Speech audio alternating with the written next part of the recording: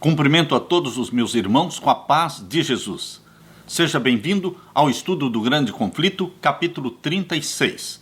O maior perigo para o lar e a vida. Desde o início do Grande Conflito lá no céu, tem sido um intento de Satanás subverter a lei de Deus.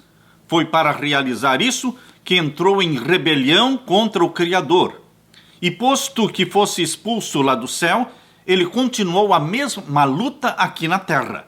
Enganar os homens, levando-os assim a transgredir a lei de Deus, é o objetivo que perseverantemente tem Satanás procurado atingir. Quer seja isso alcançado pondo de parte toda a lei, ou simplesmente rejeitando um dos mandamentos da lei, o resultado será finalmente o mesmo. Aquele que tropeçar em um só ponto manifesta o desprezo por toda a lei. Sua influência e exemplo estão do lado da transgressão. Torna-se culpado de todos, conforme diz Tiago, capítulo 2, e o verso 10. Procurando lançar o desprezo sobre os estatutos divinos, Satanás perverteu as doutrinas das Escrituras Sagradas e assim se incorporaram erros na fé alimentada por milhares dos que professam crer nas Escrituras Sagradas. O último grande conflito entre a verdade e o erro não é senão a luta final da prolongada controvérsia relativa à lei de Deus. Estamos agora a entrar nesta batalha entre as leis dos homens e os mandamentos de Jeová, entre a religião da Bíblia e a religião das fábulas e da tradição. As forças que se unirão contra a verdade e contra a justiça nesta contenda estão já a operar ativamente. A santa palavra de Deus, que nos foi legada a tão grande preço de sofrimento e sangue, é tida em pouca conta.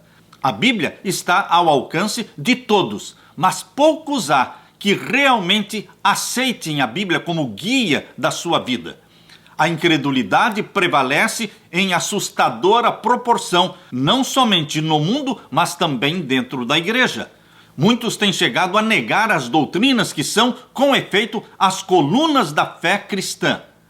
Os grandes fatos da criação, conforme são apresentados pelos escritores inspirados, a queda do homem, a expiação, a perpetuidade da lei de Deus, são praticamente rejeitados, quer no todo, quer em parte, por vasta proporção do mundo que professa o cristianismo.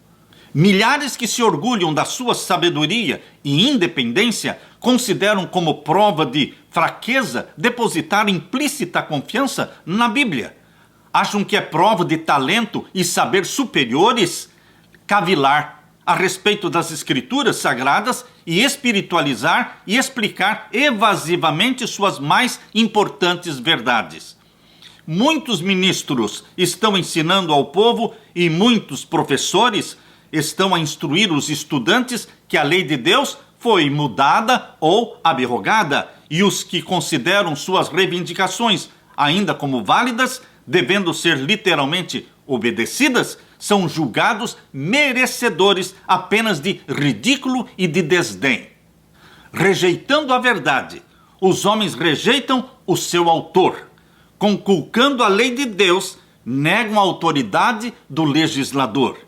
É tão fácil fazer um ídolo de falsas doutrinas e teorias como talhá-lo de madeira ou de pedra.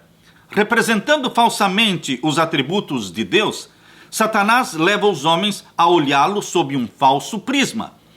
Para muitos, um ídolo filosófico é entronizado em lugar de Jeová, enquanto Deus vivo, conforme é revelado em sua palavra, em Cristo e nas obras da criação, é adorado apenas por poucos cristãos.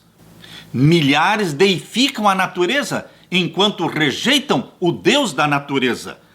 Posto que de forma diferente existe hoje a idolatria no mundo cristão, tão verdadeiramente como existiu com o antigo Israel nos dias de Elias, o Deus de muitos homens que se professam sábios, de filósofos, de poetas, políticos, jornalistas, o Deus dos seletos centros da moda, de muitos colégios e universidades, mesmo de algumas instituições teológicas, pouco melhor é do que Baal, o deus sol da Fenícia.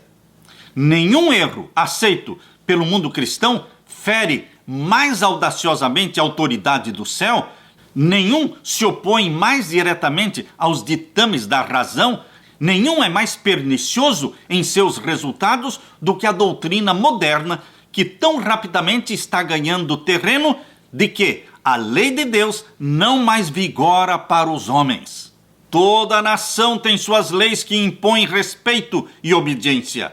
Nenhum governo poderia existir sem suas leis, e podemos conceber que o Criador dos céus e da terra não tenha lei para governar os seres que fez? Suponha que os clérigos preeminentes estivessem a ensinar publicamente que os estatutos que governam seu país e protegem os direitos dos seus cidadãos não fossem mais obrigatórios, que cerceiam a liberdade do povo e, portanto, não devem ser obedecidos. Quanto tempo você acha estes ministros seriam tolerados no púlpito? Seria uma ofensa mais grave desatender às leis dos estados e das nações do que pisar os mandamentos divinos que são o fundamento de todo o governo de Deus? Seria muito mais razoável que nações abolissem os seus estatutos e permitissem ao povo fazer o que lhe aprovesse do que o governador do universo, Deus, anulasse a sua lei e deixasse o mundo sem uma norma para condenar o culpado ou justificar o obediente. Qual seria o resultado de abolir a lei de Deus? A experiência já foi feita. Terríveis foram as cenas perpetradas na França, na Revolução Francesa de 1789, quando o ateísmo se tornou o poder dirigente da França. Demonstrou-se então ao mundo que sacudir as restrições estabelecidas por Deus corresponde a aceitar o governo do mais cruel dos tiranos. Quando a norma da justiça é posta de lado, abre-se o caminho para o príncipe do mal, para estabelecer seu poder na terra. Quando quer que os preceitos divinos sejam rejeitados, o pecado deixa de parecer repelente ou a justiça desejável. Os que se recusam a se sujeitarem ao governo de Deus são de todo inaptos para se governarem a si próprios. Mediante os seus perniciosos ensinos, implanta-se o espírito da rebeldia no coração das crianças, dos jovens, por natureza adversos à disciplina, tendo isso como resultado a ilegalidade e o desregramento na sociedade. Ao mesmo tempo em que escarnecem da credulidade dos que obedecem aos mandamentos de Deus, as multidões avidamente aceitam os enganos de Satanás, dão rédeas soltas às concupiscências e praticam os pecados que atraíram os juízos sobre os ímpios. Os que ensinam o povo a considerar com leviandade os mandamentos de Deus semeiam a desobediência para colherem desobediência. Rejeite-se completamente a restrição imposta pela lei divina e as leis humanas logo serão desatendidas.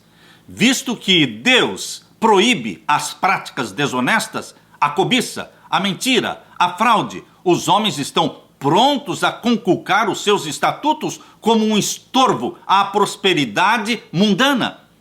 Não se dão conta, porém, dos resultados que adviriam de banir os preceitos divinos. Se a lei de Deus não estivesse em vigor, por que temer transgredi-la? A propriedade não mais estaria segura. O homem obteria pela violência as posses dos seus semelhantes, e o mais forte se tornaria o mais rico. A própria vida não seria respeitada, o voto matrimonial não mais permaneceria como o baluarte sagrado para proteger a família. O que tivesse forças tomaria, então, se o quisesse, pela violência, a esposa do seu próximo. O quinto mandamento seria posto de parte juntamente com o quarto mandamento. Filhos não recuariam de tirar a vida dos seus próprios pais, se assim fazendo pudessem satisfazer ao desejo do coração corrompido. o mundo civilizado se tornaria uma horda de salteadores e assassinos, e a paz e o descanso e a felicidade desapareceriam da terra, se tão somente a lei divina fosse destruída.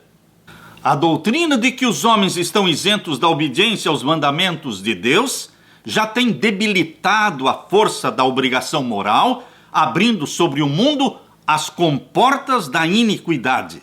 Ilegalidade, dissipação e corrupção nos assoberbam qual maré esmagadora. Na família, Satanás está em atividade. Sua bandeira tremula mesmo nos lares que se professam cristãos. Há invejas, há suspeitas, hipocrisias, separação, emulação, contenda, traição dos santos legados, satisfação das paixões. Todo o conjunto dos princípios e doutrinas religiosas que deveriam constituir o fundamento e arcabouço da vida social assemelha-se a uma massa vacilante prestes a cair. Os mais vis dos criminosos, quando lançados na prisão pelas suas faltas, eles tornam-se frequentemente recebedores de dádivas e atenção, como se houvessem alcançado invejável distinção. Dá-se grande publicidade a seu caráter e crimes. A imprensa publica as minúcias revoltantes do vício, iniciando desta maneira outros na prática da fraude, do roubo, do assassínio, e Satanás exulta no êxito dos seus planos infernais. O enfatuamento do vício, a criminalidade, o terrível aumento da intemperança e iniquidade de toda sorte e grau devem despertar todos os que temem a Deus para que investiguem o que se pode fazer a fim de sustar, bloquear esta maré do mal. Os tribunais de justiça estão corrompidos. Governantes são movidos pelo desejo do ganho, do amor, dos prazeres sensuais. A intemperança obscureceu as faculdades de muitos, de maneira que Satanás exerce sobre eles quase um completo domínio. Os juristas se acham pervertidos, subordinados, seduzidos. A embriaguez e a orgia, a paixão e a inveja, a desonestidade de toda espécie estão representadas entre os que administram as leis. A Bíblia diz: a justiça se pôs de longe, porque a verdade anda tropeçando pelas ruas, e a equidade não pode entrar. Isaías 59, 14. A iniquidade e as trevas que prevaleceram sob a supremacia de Roma na Idade Média foram resultado inevitável da supressão da Bíblia. Onde, porém, se deve encontrar a causa desta generalizada incredulidade, da rejeição da lei de Deus e consequente corrupção, sob o amplo fulgor da luz evangélica numa época de liberdade religiosa? Agora que Satanás não mais pode conservar o mundo sob o seu domínio, privando-o das escrituras sagradas, ele está recorrendo a outros meios para realizar os mesmos objetivos. Destruir a fé na Bíblia serve tão bem ao seu propósito como o destruir a própria Bíblia. Introduzindo a crença de que a lei de Deus não mais vigora, Satanás leva os homens à transgressão de um modo tão eficaz como se fossem completamente ignorantes acerca dos mandamentos de Deus. E hoje, como nos séculos passados, está Satanás a operar mediante a igreja a fim de favorecer os seus desígnios. As organizações religiosas da época têm recusado ouvir as verdades impopulares claramente apresentadas nas escrituras sagradas e combatem estas crenças impopulares que são bíblicas e adotam interpretações e assumem atitudes que têm espalhado largamente as sementes do ceticismo, da incredulidade, apegando-se ao erro papal da imortalidade natural da alma humana e a consciência do homem na morte, rejeitaram a única defesa contra os enganos do espiritismo. A doutrina do tormento eterno tem levado muitos a descrer das escrituras sagradas. E ao insistir-se com o povo acerca das reivindicações do quarto mandamento da lei de Deus, verifica-se que a observância do sábado do 7º dia da semana é ordenada por Deus.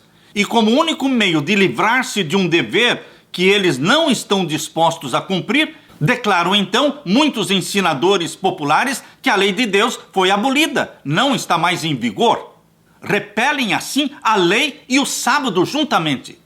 À medida que se estende a reforma do sábado, esta rejeição da lei divina para evitar as reivindicações do quarto mandamento se tornará quase universal.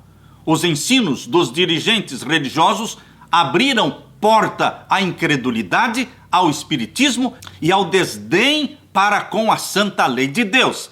E sobre estes dirigentes repousa a terrível responsabilidade pela iniquidade que existe no mundo cristão. Todavia, esta mesma classe de pregadores populares apresenta a alegação de que a corrupção que rapidamente se alastra é atribuível em grande parte à profanação do domingo e que a imposição da observância do domingo melhoraria grandemente a moral da sociedade. Insiste-se nisto especialmente na América do Norte, onde a doutrina do verdadeiro sábado tem sido mais amplamente pregada. Ali, a obra da temperança, uma das mais importantes e preeminentes reformas morais, acha-se frequentemente combinada com o movimento em favor do descanso dominical. No passado, nos Estados Unidos, eles ligaram o movimento da temperança com o descanso dominical. E os defensores do descanso dominical agem como se estivessem a trabalhar a fim de promover os mais elevados interesses da sociedade. E os que se recusam a se unir a eles são denunciados como inimigos da temperança e da reforma. Mas o fato de que o movimento para estabelecer o erro se encontra ligado a uma obra que em si mesmo é boa, é digna, não é argumento a favor do erro. Podemos disfarçar o veneno misturando-o com um alimento saudável, mas não mudamos a natureza do veneno. Ao contrário, torna-se mais perigoso o veneno, visto ser mais fácil que ele seja tomado inadvertidamente. É um dos ardis de Satanás combinar com a falsidade precisamente uma porção suficiente da verdade para que lhe dê caráter plausível. E é isto que Satanás fez no passado, juntando o movimento da reforma e da temperança com a santificação do domingo. Os dirigentes do movimento em favor do domingo podem advogar reformas que o povo necessita, como as leis da temperança, princípios que se acham em harmonia com as escrituras sagradas. Contudo, enquanto houver com eles uma exigência contrária à lei de Deus, seus servos não se lhes poderão unir. Nada os pode justificar de pôr à parte os mandamentos de Deus, optando pelos preceitos dos homens. Mediante os dois grandes erros, a imortalidade da alma e a santificação do domingo, Satanás está a enredar o povo em suas malhas. Enquanto a imortalidade da alma lança os fundamentos do espiritismo, o último, a santidade do domingo, cria um laço de simpatia com Roma. Os protestantes dos Estados Unidos serão os primeiros a estender as mãos sobre o abismo para apanhar a mão do espiritismo, estender-se-ão por sobre o abismo para dar as mãos ao poder romano e sob a influência desta tríplice aliança, romanismo, protestantismo e espiritismo, sob a influência desta tríplice aliança, este país, Estados Unidos, seguirá as pegadas de Roma, conculcando os direitos da consciência. O espiritismo, imitando mais de perto o cristianismo nominal dos nossos dias, ele tem maior poder para enganar e enredar. O próprio Satanás parece estar convertido, conforme a nova ordem das coisas. Satanás aparecerá com o aspecto de anjo de luz, mediante a agência do espiritismo, operar-se-ão prodígios, os doentes serão curados e se efetuando muitas e inegáveis maravilhas. E como os espíritos professarão fé nas escrituras sagradas e demonstrarão respeito pelas instituições da igreja, sua obra será aceita como manifestações do poder divino. Mas não é. A linha de separação entre cristãos professos e ímpios é agora dificilmente discernida. Os membros da igreja amam o que o mundo ama e estão prontos a se unirem a ele. E Satanás está resolvido a uni-los em um só corpo e assim fortalecer a sua causa, arrastando-os todos para as fileiras do espiritismo. Os romanistas, que se gloriam dos milagres como sendo o sinal certo da verdadeira igreja, serão facilmente enganados por este poder operador de prodígios. E os protestantes, tendo rejeitado o escudo da verdade, serão também iludidos. Romanistas, protestantes e mundanos juntamente aceitarão a forma de piedade destituída da sua eficácia e verão nesta aliança um grande movimento para a conversão do mundo e o começo do milênio há tanto esperado. Por meio do espiritismo, Satanás aparece como benfeitor da humanidade, curando as doenças do povo, pretendendo apresentar um novo e mais elevado sistema de fé religiosa e, ao mesmo tempo, porém, ele opera como destruidor. Suas tentações estão levando multidões à ruína. A intemperança destrona a razão, seguem-se a satisfação sensual, a contenda e a matança. Satanás deleita-se na guerra, pois a guerra excita as mais vis paixões da alma, arrastando então para a eternidade as suas vítimas engolfadas no vício e no sangue. É o objetivo de Satanás incitar as nações à guerra, umas contra as outras, pois pode assim desviar o espírito do povo da obra do preparo para estar em pé no grande dia de Deus. Satanás também opera por meio dos elementos da natureza, a fim de enceleirar a sua messe de almas desprevenidas.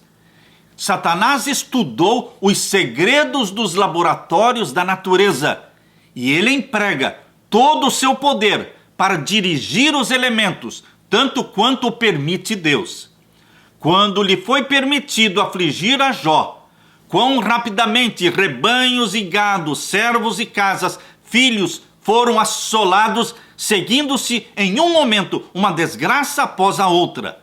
É Deus que protege as suas criaturas, guardando-as do poder do destruidor. Mas o mundo cristão mostrou desdém pela lei de Jeová, e o Senhor fará exatamente o que declarou que faria: retirará suas bênçãos da terra, removendo seu cuidado protetor dos que se estão rebelando-se contra a lei de Deus e ensinando e forçando outros a fazerem o mesmo. Satanás exerce domínio sobre todos os que Deus não guarda especialmente. Satanás ajudará e fará prosperar alguns a fim de favorecer os seus próprios intuitos e trará calamidades sobre outros e levará os homens a crerem que é Deus que os aflige. Ao mesmo tempo em que aparece para os filhos dos homens como um grande médico que pode curar todas as enfermidades, ao mesmo tempo trará moléstias e desgraças até que cidades populosas se reduzam à ruína e desolação. Mesmo agora está Satanás em atividade, nos acidentes e calamidades no mar e na terra, nos grandes incêndios, nos violentos furacões e terríveis saraivadas, nas tempestades, nas inundações, nos ciclones, nas ressacas e terremotos, em toda parte, sob milhares de formas. Satanás está exercendo o seu poder. Ele destrói a seara que está para amadurecer e seguem-se então fome, angústia. Comunica Satanás ao ar infecção mortal, pandemia, e milhares perecem pela pestilência. Estas visitações devem se tornar mais e mais frequentes e desastrosas. A destruição será tanto sobre o homem como sobre os animais. A terra pranteia e murcha, enfraquecem os mais altos dos povos. Na verdade, a terra está contaminada por causa dos seus moradores, porquanto transgridem as leis, mudam os estatutos e quebram a aliança eterna. Isaías 24, versos 4 e 5. E então, o grande enganador persuadirá os homens de que os que servem a Deus estão motivando esses males e essas desgraças. A classe que provocou o descontentamento no céu atribuirá todas as suas inquietações àqueles cuja obediência aos mandamentos de Deus é perpétua reprovação aos transgressores. Declarar-se-á que os homens estão ofendendo a Deus pela violação do domingo, que este pecado acarretou calamidades que não cessarão antes que a observância do domingo seja estritamente imposta, e que os que apresentam os requisitos do quarto mandamento da lei de Deus, destruindo assim a reverência pelo descanso dominical, são os perturbadores do povo, impedindo a sua restauração ao favor divino e impedindo a recuperação da prosperidade temporal. Assim se repetirá, com motivos igualmente bem definidos, a acusação feita por Acabe a Elias. Disse-lhe Acabe: és tu o perturbador de Israel? Então disse Elias: eu não tenho perturbado a Israel, mas tu e a casa de teu pai, porque deixastes os mandamentos do Senhor e seguistes a Baalim. 1 Reis 18, versos 17 e 18. Ao despertar-se a ira do povo por meio de falsas acusações, agirão para com os embaixadores de Deus de modo muito semelhante àquele que o apóstata Israel seguiu com relação a Elias. O poder operador de milagres manifesto pelo Espiritismo exercerá sua influência contra os que preferem obedecer a Deus a obedecer aos homens. Comunicações por parte dos espíritos declararão que Deus os enviou para convencer do seu erro os que rejeitam o domingo, afirmando que as leis do país deveriam ser obedecidas como sendo a lei de Deus. Lamentarão a grande impiedade do mundo, secundando o testemunho dos ensinadores religiosos de que o estado do aviltamento da moral se deve à profanação do domingo. Grande será a indignação despertada contra todos os que se recusam a santificar o domingo. O expediente de Satanás, neste conflito final contra o povo de Deus, é o mesmo que empregou no início da grande controvérsia lá no céu. Pretendia estar buscando promover a estabilidade do governo divino, enquanto secretamente aplicava todo o esforço para conseguir a subversão do governo de Deus. E da mesma obra que assim se estava esforçando por cumprir, acusava os anjos fiéis. Idêntica política do engano tem assinalado a história da Igreja de Roma. Tem esta professado agir como substituta do céu, ao mesmo tempo em que procura exaltar-se sobre Deus e mudar a lei de Deus. Sob o governo de Roma, os que sofreram a morte pela sua fidelidade para com o Evangelho eram denunciados como malfeitores. Declarava-se que os cristãos mártires estavam coligados com Satanás, e todos os meios possíveis foram empregados para cobri-los de infâmia, para fazê-los parecer aos olhos do povo, e mesmo aos seus próprios olhos, como os mais vis dos criminosos. Assim será agora. Enquanto Satanás procura destruir os que honram a lei de Deus, fará com que sejam acusados como violadores da lei, como homens que estão desonrando a Deus e acarretando os juízos e as tragédias sobre o mundo. Deus nunca força a vontade ou a consciência, porém, o recurso constante de Satanás para alcançar domínio sobre os que de outra maneira não pode seduzir é o constrangimento pela crueldade. Por meio do medo ou por meio da força, procura reger a consciência e conseguir para si mesmo homenagem.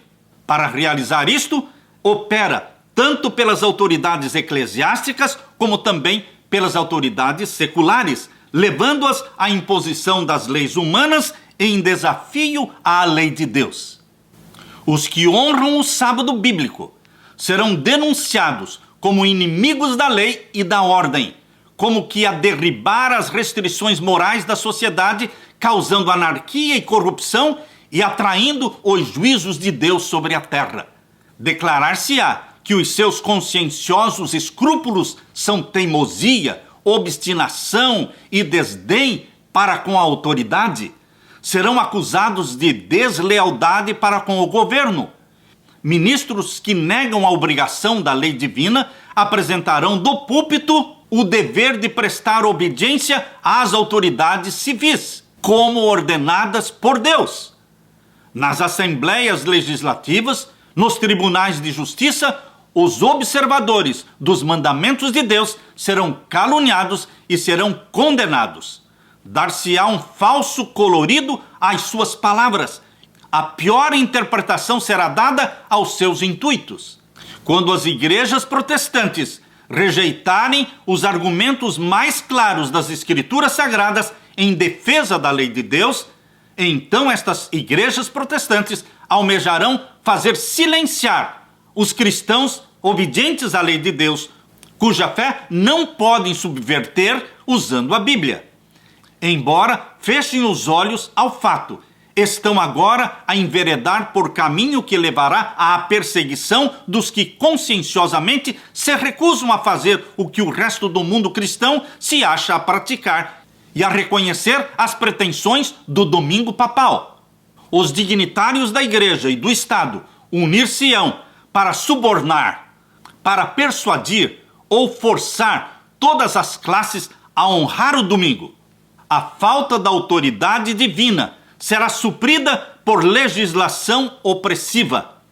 A corrupção política está destruindo o amor à justiça e a consideração para com a verdade. E mesmo na livre América do Norte, governantes e legisladores, a fim de conseguir o favor do público, cederão ao pedido popular de uma lei que impõe a observância do domingo. A liberdade de consciência, obtida a tão elevado preço de sacrifício, não mais será respeitada. No conflito prestes a desencadear, veremos exemplificadas as palavras do profeta. O dragão irou-se contra a mulher e foi fazer guerra ao resto da sua semente, os que guardam os mandamentos de Deus e têm o testemunho de Jesus. Apocalipse 12, 17. Aproxima-se rapidamente o momento em que você e eu seremos acusados simplesmente porque somos obedientes aos mandamentos da santa lei de Deus.